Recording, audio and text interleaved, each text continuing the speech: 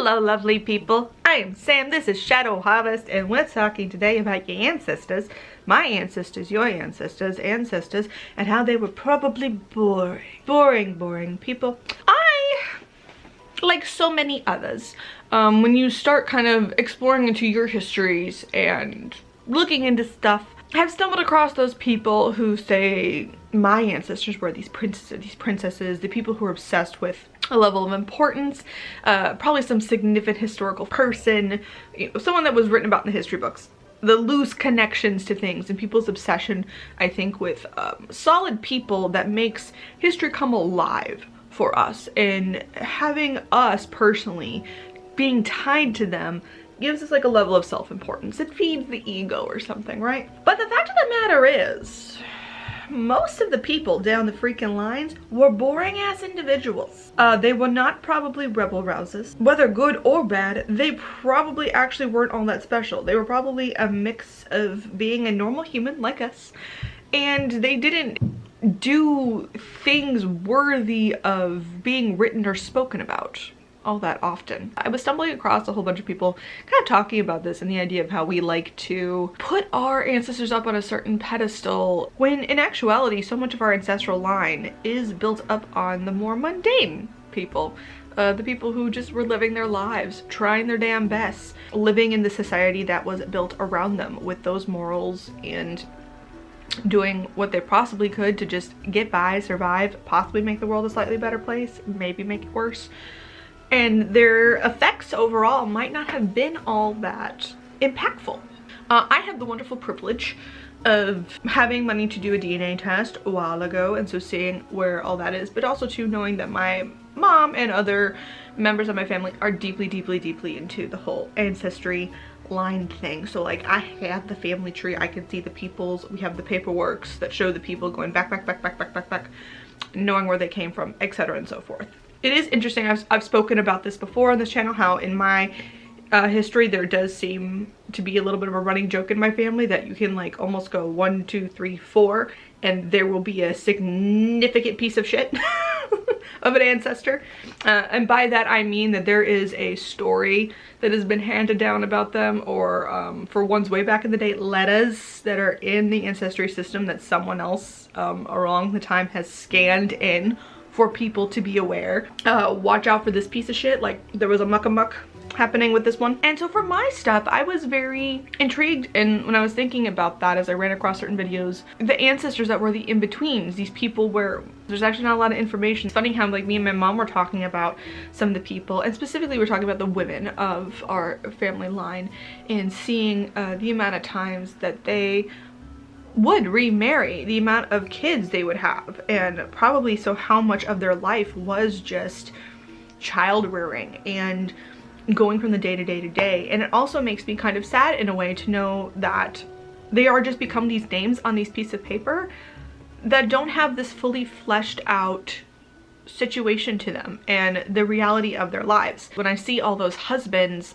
and all of those children and stuff, how me and my family all like sit and talk about, oh, this person and what they're going through and what's happening and yada yada. But we are a bit of gossips is what we are. We're gossipy people. Hearing about, oh, you know, because that husband was her favorite before he passed away, or oh, you know that so-and-so's uncle was shifty as all hell with business shit, but a good father. Like, so there's like interesting little tidbits of personality that I think really flesh out your family in a way when we're all sitting around a table and talking about people. And so often in the histories, I'm sure they were doing that too, right? All around a kitchen fire, or just like gossiping in town at the local market. And you don't get that with those small little names. Instead, we're focusing so much on these big events, on these really tragic or impactful figures throughout history, and our obsession with attempting to tie ourselves to some of these people, and why it's not, I don't know, for me it's becoming less and less of an importance, because I'm more interested in the great grandmother who didn't have almost anything written about her, but I know, given from how my family operates and how stuff was passed down. Like, I'm so interested to what was their personality like? Were they as gossipy as my grandmother? Were they as passionate and creative like me? Did they just explore it more, maybe with a more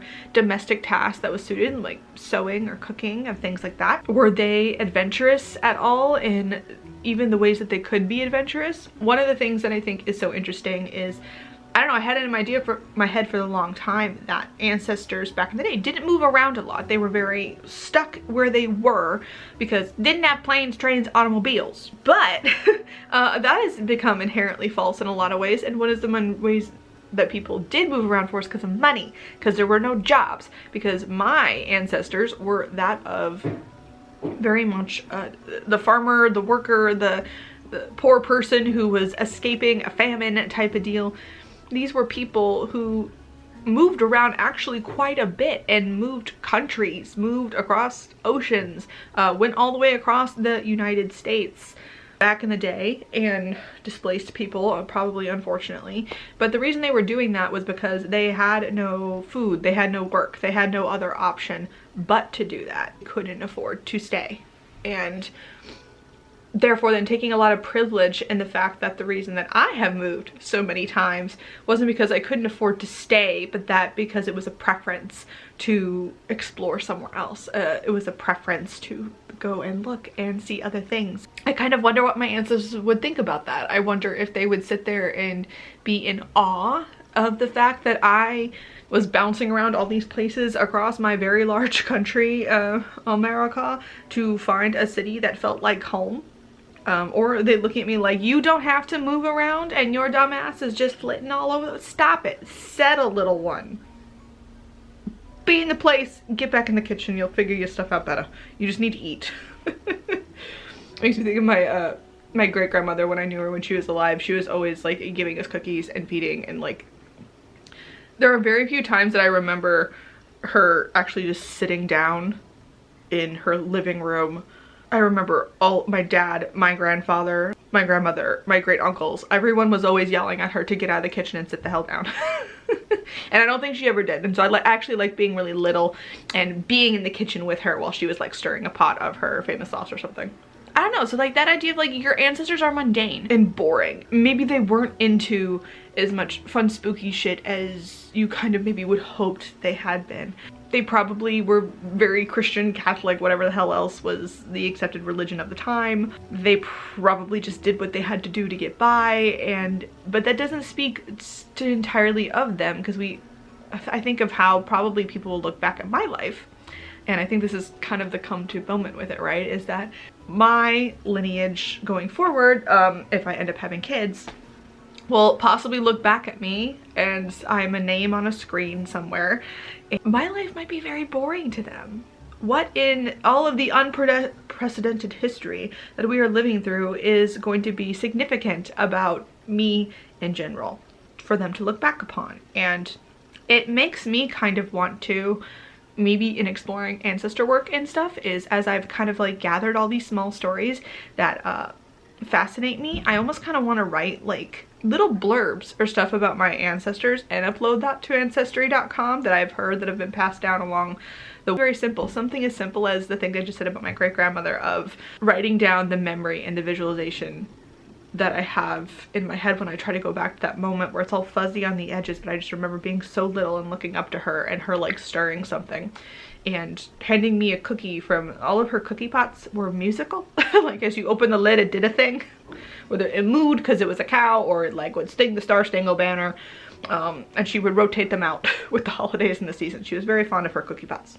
Writing that down and like just having that, and like, because there's a way you then can like attach that somehow, or maybe I'll like just have a collection of a book of it for myself to then hand down to people, because that is, I think, would be funny. I would love for my ancestors going forward, the people who come after me, do I care that I do something that's like super significant, that people will always remember me and my name? No, I don't know if I really give that much of a hell about that.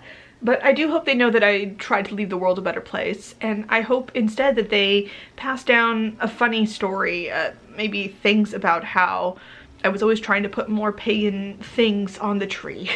Maybe how I always would give little spell candles as stocking stuffers.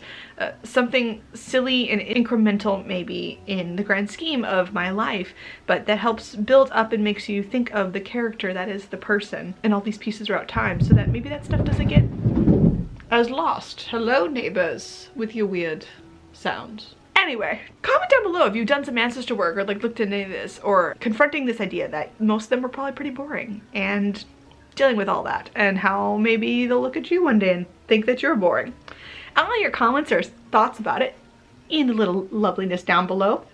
Like and subscribe if you like this video, all of that fun stuff, and I shall see you guys in the next one. Cheers!